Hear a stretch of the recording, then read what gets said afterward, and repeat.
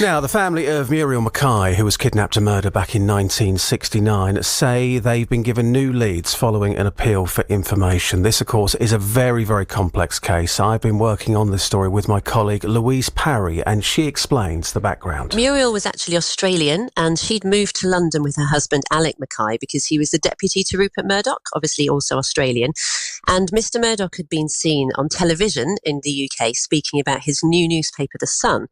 And a group of criminals saw that report and they thought, well, he looks like a wealthy guy, and they thought he would be a good person to try and extort some money from. So they hatched this crazy plan to kidnap Rupert Murdoch's wife. But what happened is he'd loaned the McKay family his Rolls Royce at the time. So these men followed the wrong car all the way to Muriel McKay's front door.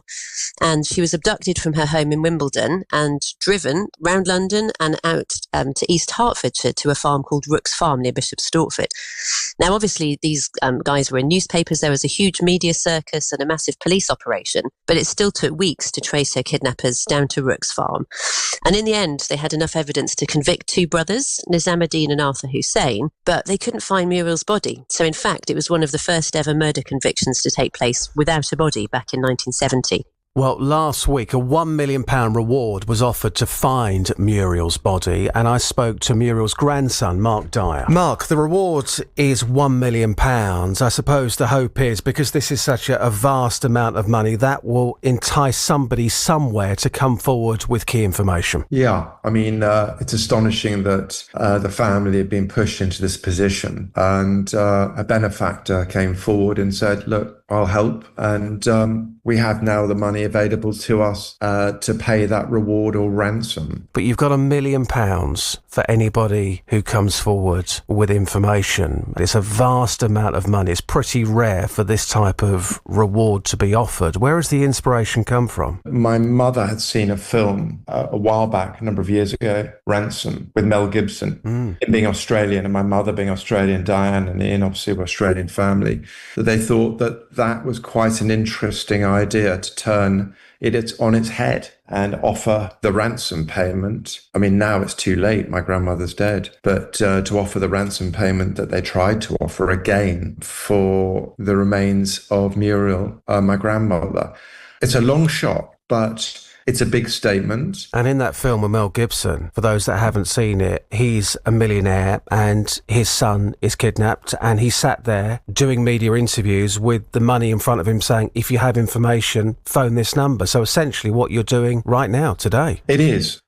Well, it's a story that I know so many people are following closely, and this week I've met Mark again, Muriel's grandson, because there have been new significant leads following that appeal. Well, Mark, it's been an interesting week for you. I know you've had quite a few phone calls. What would you say has been your strongest lead that you've had so far? Well, we've had two incredibly strong leads. I would say we've had the Bethnal Green lead, that is where Arthur Hussein of the Hussein brothers of M3 was working for quite a few years as a tailor, and daughters come forward saying that her father said a number of things to her last year before he died.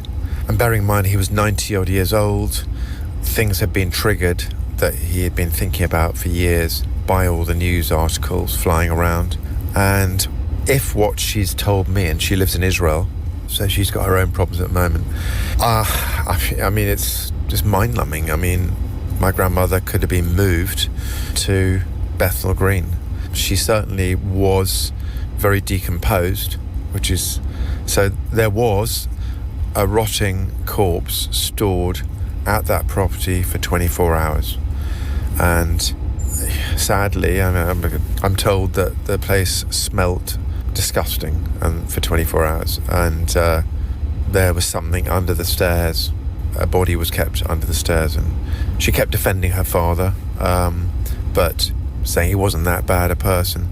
But she's telling more and more now with calls with Diane. And so where is she now saying the body is? She's saying it's behind the shop in Bethnal Green Road. And the connection to the Hussein brothers, this gentleman who's no longer with us, his daughter is saying that he used to work with one of them. Yeah, he was Arthur Hussein's employer. So she even mentioned what a good finisher he was. And he had an associate who he worked very closely with, an ex-Polish soldier from World War II. And apparently he was involved heavily in disposing of the body on the basis that it meant nothing to him. He'd dealt with things in Poland, obviously, terrible things that happened in Poland in the 40s. So that would make sense that he was able to handle that. Gosh, so she's saying that your grandmother is buried there behind that shop. So I suppose the next thing is, are you going to try and go in with scanners, or are you going to tell the police to do it themselves? How do you play that one? Well, we played that one straight. We told our contact at the Met, who's very busy with other things at the moment, but it's said that she's going to put someone else on the case. And we've also written to the shop owners and the tenants that our lawyers have in the last 24 hours. So we're ready with a scanning team. We've got a top scanning team ready to go, a company that specialises in this, and that's all we'll wish to do is scan the areas proficiently. And we'll probably have to wait for Israel, the problem to clear, so we can fly her over, because I think we need her there to do this proficiently. How excited are you about this one, this lead? Look, Diane said, Muriel's daughter, my mother, she said to me that although we hadn't searched Stocking Farm in the way that she wanted it searched, she said my mother could always have been moved, and it would have made sense to have moved it to other land that they had control over, or they thought they had control over, and that would make sense. And this woman, has she tried to contact you before? Well, interestingly, she said she's been trying to get hold of us for 9 months. She's been emailing the police, Crime Stoppers, the BBC. Not you.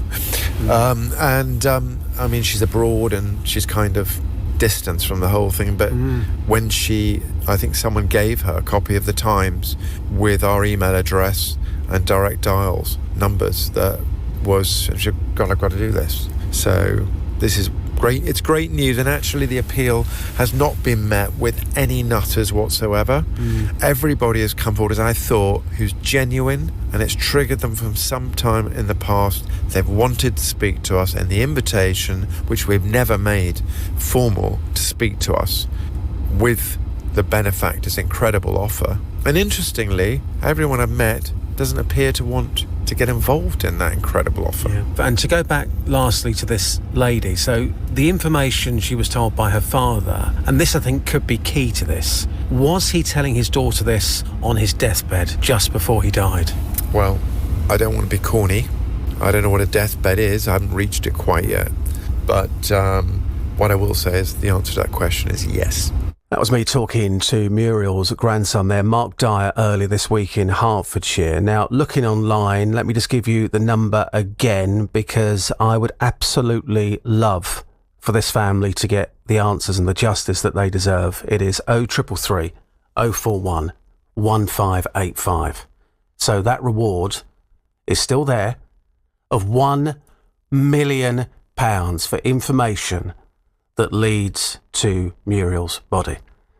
Last seen alive back in 1969. And if you stay tuned after 12 today, there is details of a second lead as well. Both significant developments in this case.